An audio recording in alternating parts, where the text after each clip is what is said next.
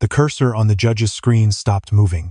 She looked up from the laptop I'd just placed in front of her, and for the first time since this hearing started 3 weeks ago, my aunt went completely quiet.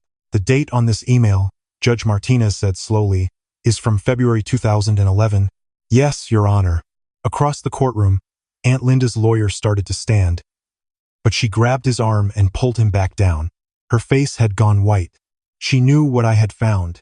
And you're prepared to authenticate this? The judge asked. I have the original server logs, Your Honor, subpoenaed from Google 2 weeks ago.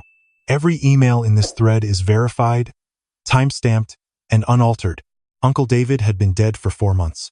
The funeral was held on a cold Tuesday morning in March, at a small chapel in Ballard where he used to volunteer on weekends. 17 people showed up. I stood in the back row, alone, wearing the suit he had bought me for my college graduation 5 years earlier. It still fit, barely. My aunt sat in the front with her husband Tom and their 3 kids, my cousins, Emily, Marcus, and Rachel. None of them had seen David in the last 2 years of his life. Not when he was going through chemotherapy, not when he moved into hospice care, not when he asked me, at 2 a.m. on a Saturday, to please come stay with him because he was scared of dying alone. I was there. I had always been there. The service lasted 20 minutes. The pastor talked about David's work in software development, his passion for hiking, his quiet generosity. He didn't mention that David had raised me from age 7, after my parents died in a car accident.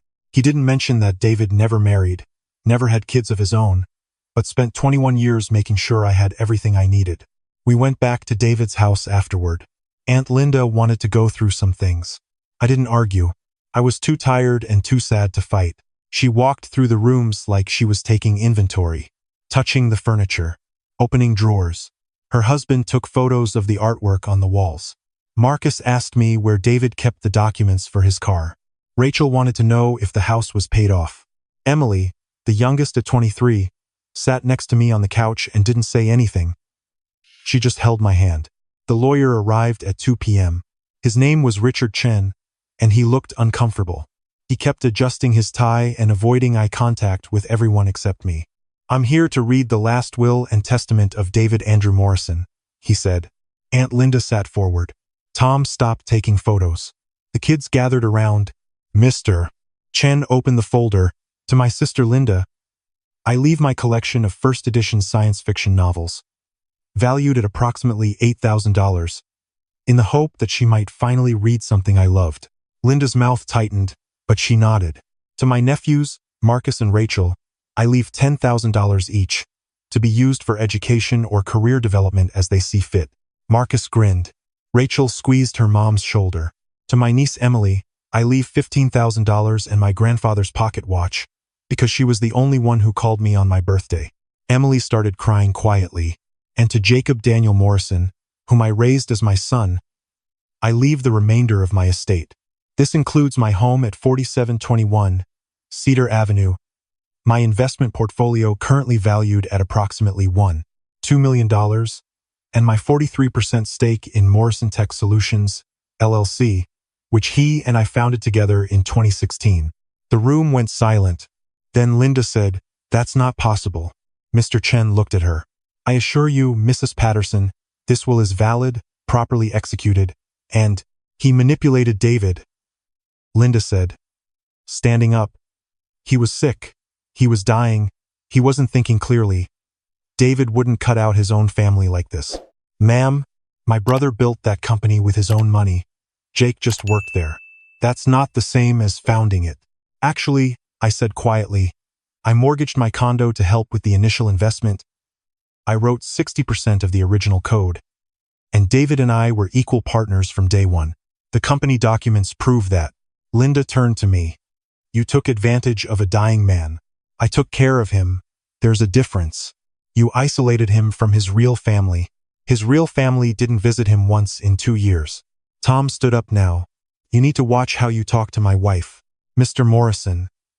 Mr. Chen interrupted. "Perhaps we should continue this conversation another time. The will is clear. You'll need to go through probate, but we're going to contest this," Linda said. "Every word of it." They left 20 minutes later. Emily stayed behind, apologizing over and over, saying she had no idea her mom was going to react that way. I told her it was fine. She didn't believe me. The lawsuit was filed 6 weeks later. Linda, Tom, Marcus, and Rachel, all 4 of them named as plaintiffs. The claim was undue influence. They said I had manipulated David while he was mentally incapacitated. They said I had isolated him from family. They said the will should be thrown out and the estate divided according to Washington state intestacy laws, which would give Linda everything as his only surviving sibling. Emily wasn't listed as a plaintiff. When I called her, she cried and said her mom had threatened to cut her off completely if she sided with me. You don't have to choose, I told her. Yes, I do, she said. And I already did. I'm not taking their side on this, Jake. What you did for Uncle David, nobody else was willing to do that. Her mom stopped speaking to her that week. The hearing was set for June. My lawyer, Sarah Vance, was confident but realistic. Undue influence cases are hard to prove, she said. But they're also hard to defend against, especially when the decedent was terminally ill. The burden shifts. We have to show that David was competent and that his decisions were voluntary. He was competent. He knew exactly what he was doing. Then we'll need to prove it. I started going through David's files. His computer, his emails, his text messages, everything he'd left behind. I wasn't looking for anything in particular at first. I just wanted to remember him, to see his words again, to feel like he was still around in some small way. That's when I found the folder labeled Linda. It was buried in his email archive, a label he'd created years ago. Inside were hundreds of messages, spanning from 2003 to 2019. I started reading. The earliest ones were normal. Sibling stuff, updates about family, plans for holidays. Then I reached February 2011. That's when my parents died. When I was 7, when everything changed, there was an email from David to Linda, sent 3 days after the funeral. Subject: Jake. Linda, I know you said you and Tom can't take Jake right now. I understand you have your own kids to think about, but he's 7 years old and he just lost both parents. He needs family. I'm willing to be his guardian. I'll take care of everything financially, emotionally, all of it. But I need to know you're okay with this. He's your nephew too. I don't want to step on any toes. Please let me know what you're thinking. David. Linda's response came 2 days later. David, Tom and I have discussed it. We think it's best if Jake goes into foster care. We simply don't have the space or the resources to take on another child, and frankly, neither do you. You're single, you work 80 hours a week, and you have no experience raising kids. This isn't about not caring. It's about being realistic. The state will find him a good home with people who are equipped to handle a traumatized child. I'm sorry, but this is the right decision. Linda. David's reply was sent the same day. Linda, I'm not putting him in foster care. He's our family. If you won't take him, I will. I'm going to make this work. I'll cut back my hours. I'll hire help if I need to. But Jake is not going to bounce around the system wondering why nobody wanted him. He deserves better than that. And honestly, so did we. Do you remember what it was like after Dad left? Do you remember how many times we moved? How many schools we switched? How scared we were all the time? I'm not doing that to Jake. I'm going to be the family we didn't have. David. There was no response from Linda after that. Just a gap of 6 years until the next email, which was a short message about their mother's estate. I kept reading. In 2013, David emailed Linda asking if Jake could come to Marcus's birthday party. Linda said it wasn't a good time because they were remodeling the house. In 2015, David invited Linda and her family to Jake's middle school graduation. She said they had a vacation planned. In 2017, David asked if Linda wanted to come to Thanksgiving at our place. She said they were going to Tom's parents' house in Spokane. Every email from David was warm, inviting, hopeful. Every response from Linda was a polite refusal. And then, in 2019, David stopped trying.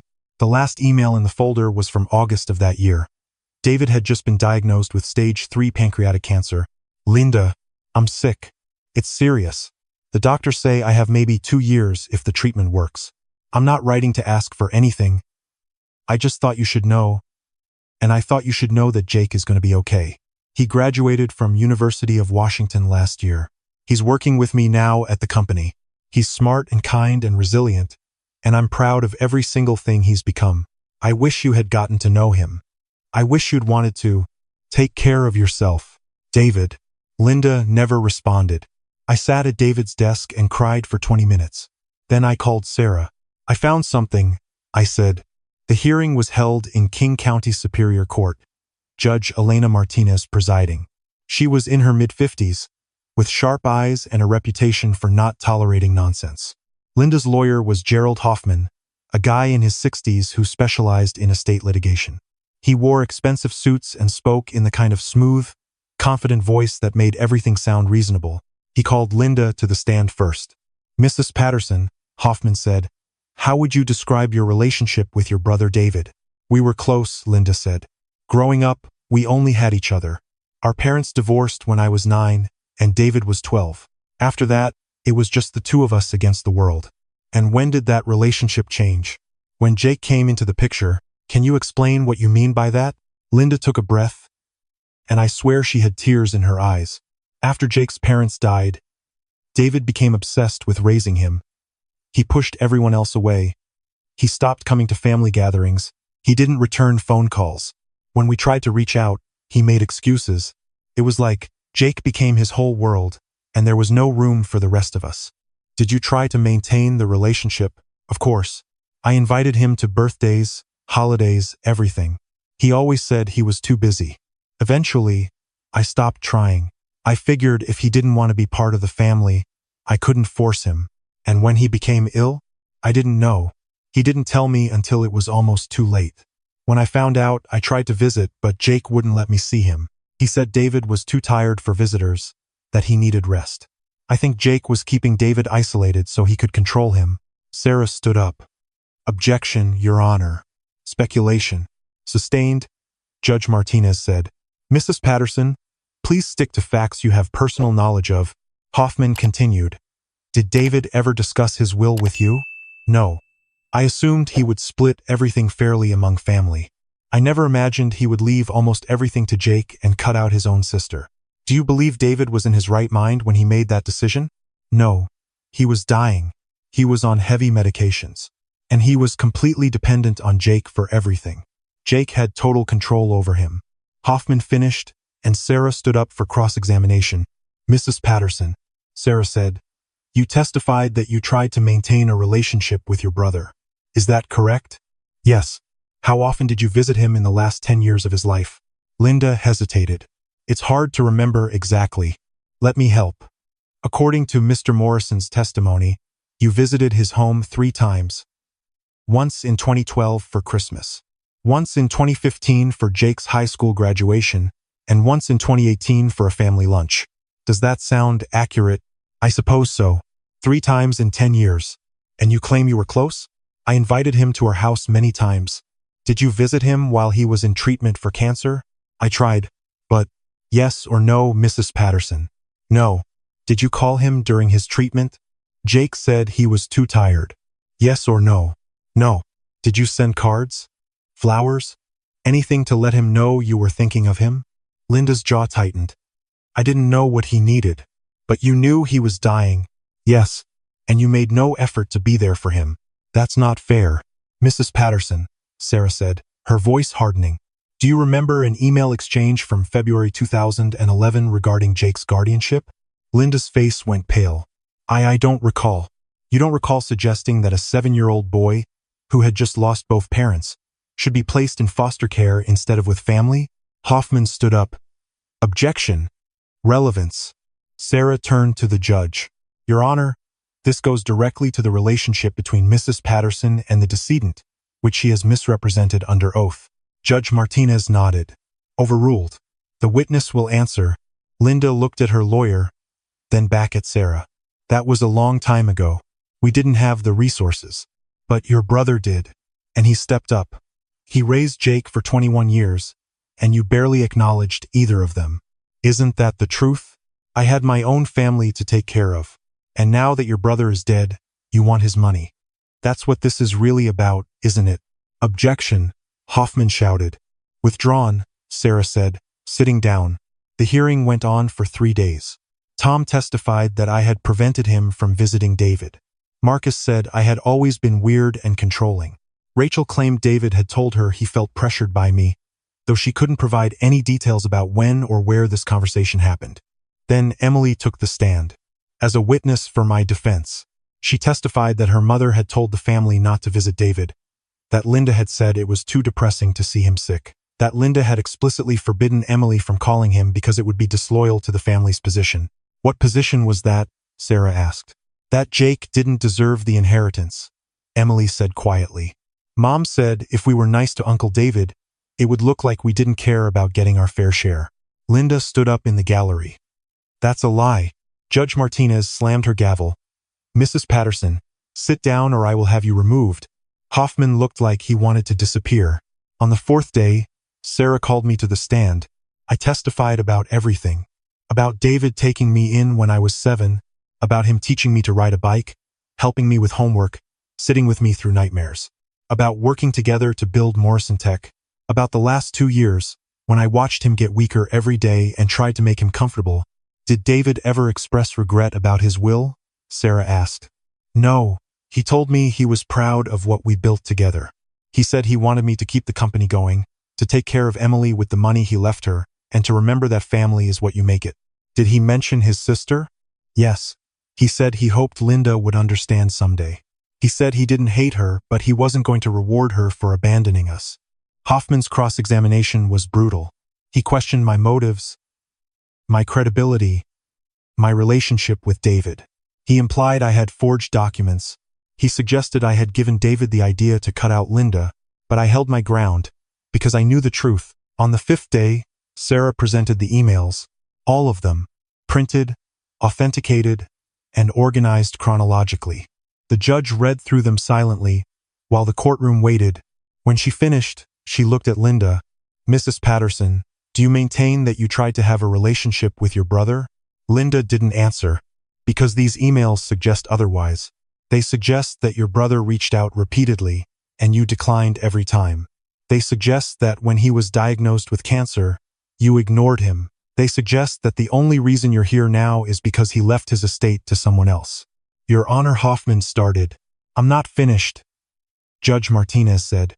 This court has seen a lot of estate disputes, but I have rarely seen such a clear case of selective memory. Mrs. Patterson, your brother made his wishes clear. He was competent, he was voluntary, and he had very good reasons for his decisions. She turned to Sarah and me. The will is upheld in its entirety. Mrs. Patterson's petition is denied. The gavel came down. Linda and her family walked out without looking at me. Hoffman muttered something about an appeal, but everyone knew it was over. Emily stayed. I'm sorry, she said.